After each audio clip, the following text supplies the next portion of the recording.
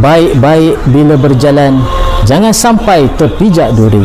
Baik-baik bila berkawan, jangan sampai lupa budaya sendiri.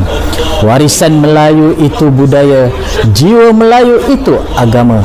Hidup beradab, akhlak semata, tauhidnya benar, Allah penyata.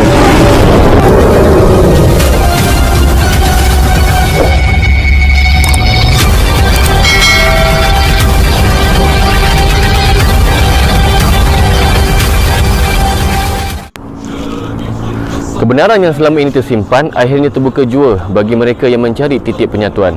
Sebenarnya perjuangan itu adalah untuk menyatakan kasih dan sayang. Dan kasih sayang itulah sebagai kunci kekuatan yang menyatukan semuanya di dalam mendidik diri menjadi sebenar pemimpin mentadbir alam ini. Saya mula diperkenalkan dengan lambang Ahmad Muhammad Timbal Balik ini pada tahun 1995.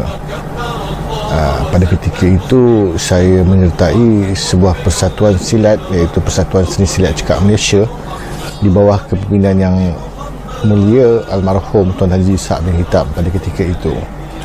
Di logo silat cekak ada satu lambang yang diberi nama Ahmad Muhammad Timbal Balik.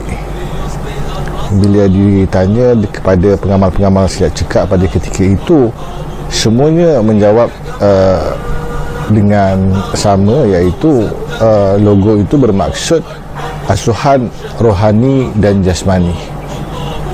Daripada tahun 1995 sehingga tahun 2012, apabila kembalinya almarhum Ustaz Haji Ishak ke rahmatullah, itulah apa yang kami faham tentang logo Ahmad dan Muhammad Timbal Balik ini, iaitu tak lebih daripada sehingga kepada asuhan rohani dan jasmani.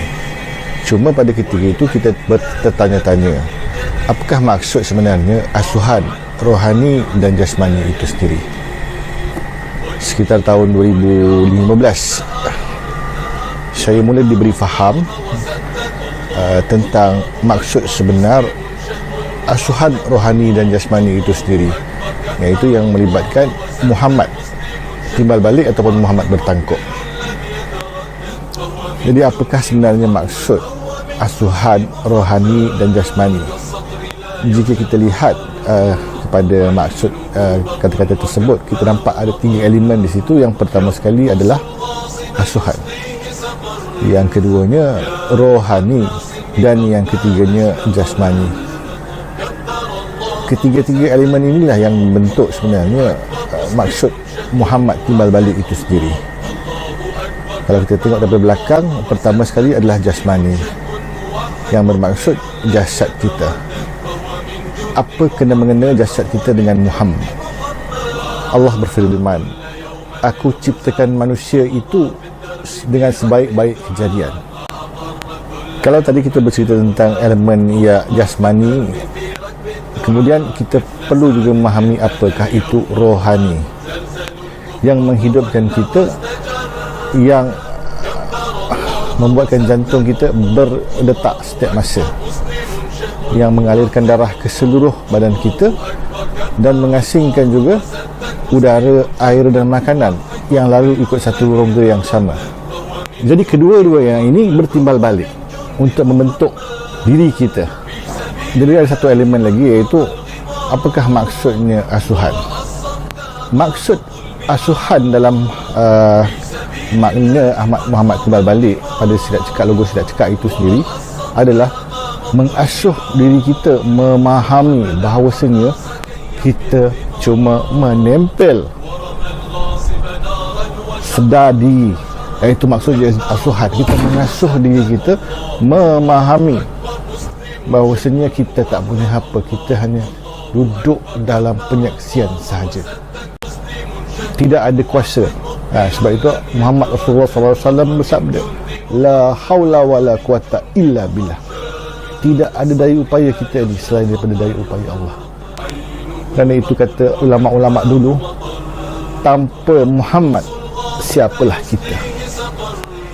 Jadi 3 elemen itulah yang membentuk sebenarnya maksud Muhammad Timbal Balik ataupun Muhammad bertangkuk.